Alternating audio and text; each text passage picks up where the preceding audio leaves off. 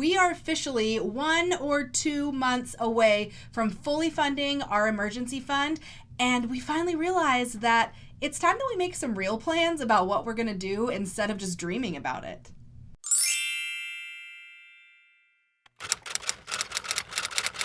Hey everyone, welcome back to my channel. My name is Allison and this is my channel, Baby Stepping to Freedom. I share all about our financial journey, give you tips and tricks to help you succeed financially in the hopes that we can all become financially free together. So if that sounds like something that you're interested in, make sure you scroll down and press the red subscribe button as well as turn on notifications for all my new videos. So the emergency fund. Dave Ramsey calls it baby step 3. Some people just call it emergency fund, whatever it is. It is money saved up for the purpose of emergencies. Now, if you haven't watched any of my videos talking about baby step 3/emergency fund, definitely check those out now because that gives a little bit more context to what I'm about to talk about. But like I said in the beginning, we have dreamed about what our plans are after we have fully funded our emergency fund, but we haven't really talked about the logistics and the reality behind lots of those things and how we go about it. So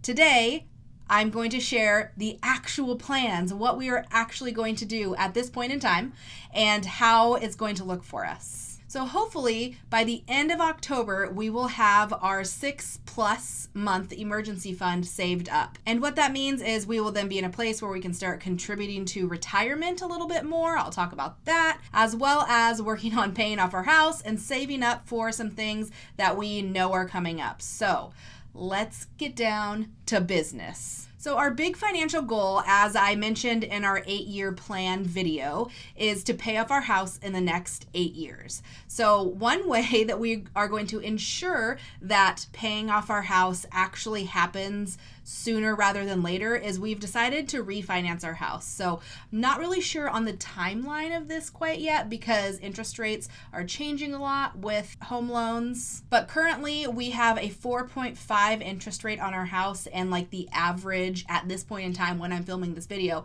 is 3.125. So that's a significantly lower interest rate that we could get. So that alone is one reason that we are considering refinancing. But another reason, what I feel is more important, is we currently have a 30-year home loan mortgage. And what that means is if something goes wrong in our life and we fall off track or we're not able to make the progress that we are hoping to make, if we go back to just paying our minimum mortgage payment, then we still have like 28 years left on our mortgage. So not only are we going to refinance for a lower interest rate, but we're also refinancing to get a 15-year mortgage versus a 30-year mortgage. It will make our mortgage more expensive, but we'll be saving on interest, and it will ensure that we will have our house paid off in at least 15 years. So the goal is 8 years, but let's say something happens. Who knows what's going to happen in the next 8 years? But we can ensure that the house will be paid off in the next 15 years if we refinance for a 15-year mortgage. So that alone, as well as the interest rate, both of those things are super great reasons why it's time to refinance. So we're hoping that the house is paid off by 2028. That would be 8 years from the time that we're anticipating starting to pay off our mortgage. But by refinancing, it will be paid off by 2035. So it's a 7-year difference, hoping that we don't have a 7-year difference. But let's say we pay off the mortgage in 10 years instead of 8 years. 10 years is a lot better than 28 years. Right? So, I mean, the goal still stands that we pay off our house in the next 8 years, but this is just kind of another assurance that it will get done in a shorter amount of time than what our current loan states. So stay tuned. I'll probably be sharing more of that information and probably more on my Instagram channel. If you don't follow me there, I'll be talking about that more on my Instagram channel as we go through the process. I don't really know when we're going to start. We haven't started the process yet, but we have talked to some people and we've made the decision to do it. So that will be starting relatively soon. Hopefully interest rates don't drastically change for the worse, meaning interest rates going up. Hopefully they go down by the time we start so we can get an even better rate. But regardless, that is coming soon. So in addition to working on paying off our house and making our mortgage 15-year versus 30-year, we are also going to start contributing more to retirement. So we do both already contribute to retirement in a couple different ways. So I work for the public schools, so I have a state pension, and that is something that's not optional. It's a required thing. So I have contributed to my state pension this entire time. It is what it is. I'm vested in the state. So I have contributions from myself and from my school district that are both going into my pension every month. During our debt-free journey, Erin was not contributing to retirement, but a few months ago, actually when our budget changed, I've talked about that a lot on here, Erin's company was bought out by another company that now is offering a match on a 401k. So Erin started contributing to a 401k when that change happened, and only up to the amount of the match because he didn't want to lose that match while we were finishing up baby step 3. But baby step 3 is almost done, so that means we are both going to start contributing more to retirement. Dave Ramsey suggests contributing 15% to retirement, and that's where we're going to start because we both feel like that's a reasonable place. I don't know if that will change over time, but we are in a place where we can contribute 15%, and we are just going to see what that looks like for us. So I mentioned that I have a state pension. We have decided together to not count my pension contributions in that 15%. So if we look at my paychecks now, I am contributing 0%.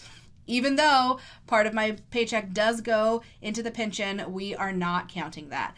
The reason is kind of coming from a Dave Ramsey mindset of we don't control that money. We don't know what's going to happen to that money over the next 30 years. It is completely, I am forced to give this money to my pension, and someone else takes care of it and someone else manages it. And if the state of Washington goes bankrupt or the county, I don't know exactly how it works, but my money could be lost in the next 30 years.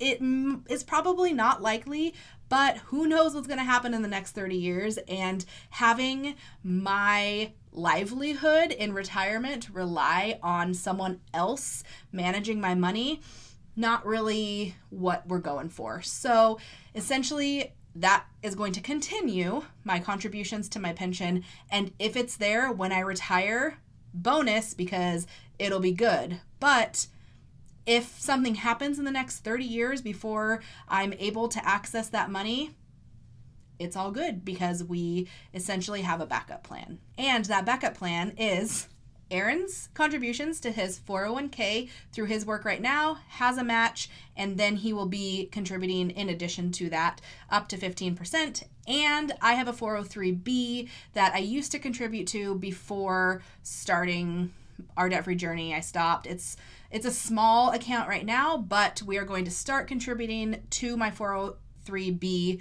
again and contribute 15% of my income to that. So as we start investing more and putting more away for retirement, we are learning a lot. So right now we have like the traditional versus Roth and how that looks. And Erin has a Roth 401k. I have a Roth IRA that's not connected to my 403b.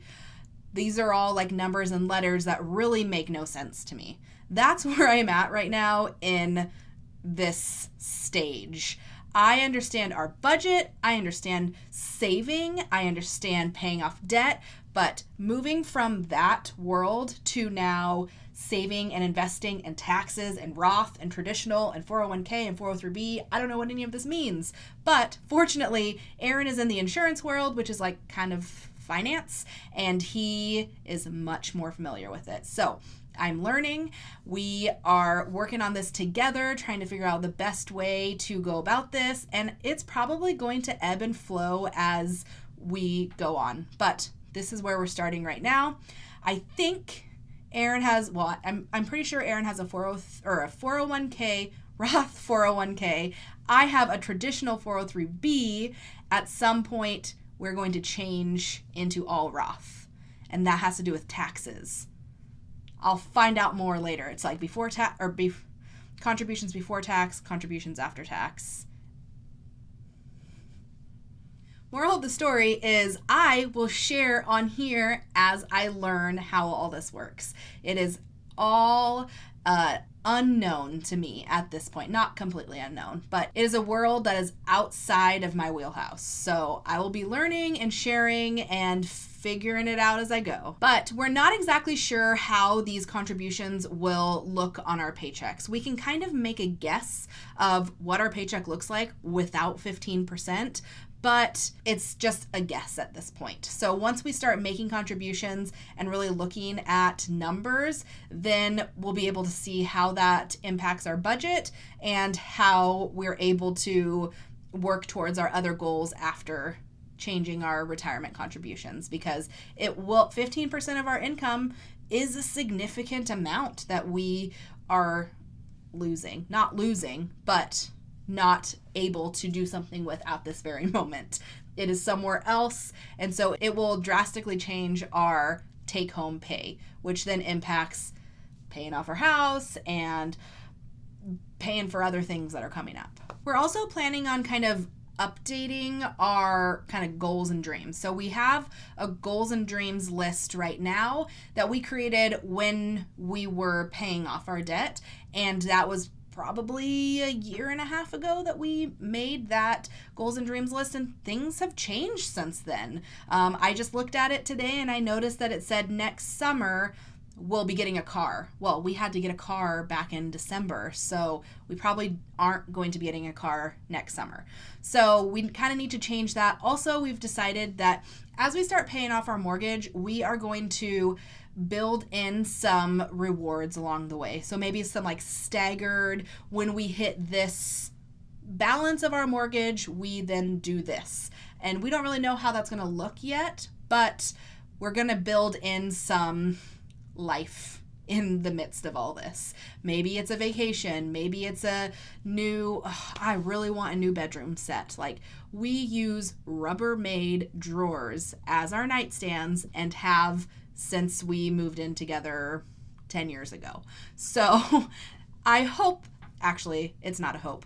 Someday we will be rewarding ourselves with new bedroom furniture and we'll be getting rid of our Rubbermaid drawers. Although we won't be getting a car next summer, well, probably not getting a car next summer, we do know that we're going to need a car in the next few years. One of our cars has 250,000 miles on it, and we know it's not going to last us another 10 years. So that's kind of in the future as well. So in addition to contributing more to retirement, paying off our mortgage, refinancing, all of that, we're also working in living our life, going on vacation, getting cars when our cars are worn out, as well as other things that we know are coming up, like needing a new roof and needing new heating and air conditioning, all that stuff. So stick with us as we go through this next phase of our life of figuring out how to responsibly cash flow things that we need, as well as meet our financial goals. So if you have made it to this point and you have paid off your debt and you have your emergency fund and you're working on all these other things that I've just spent the last 15 minutes talking about, let me know down below what suggestions you have, because I'm a little overwhelmed just kind of trying to wrap my mind around what this next phase looks like for us. Also, if you have any questions that I didn't answer here about our post baby step 3 plans, leave me a comment down below and let me know. Thanks for watching, and thanks for following along on our journey as we move through the baby steps and we figure out what our life looks like now. I appreciate you being here and spending time with me. I'll see you next time.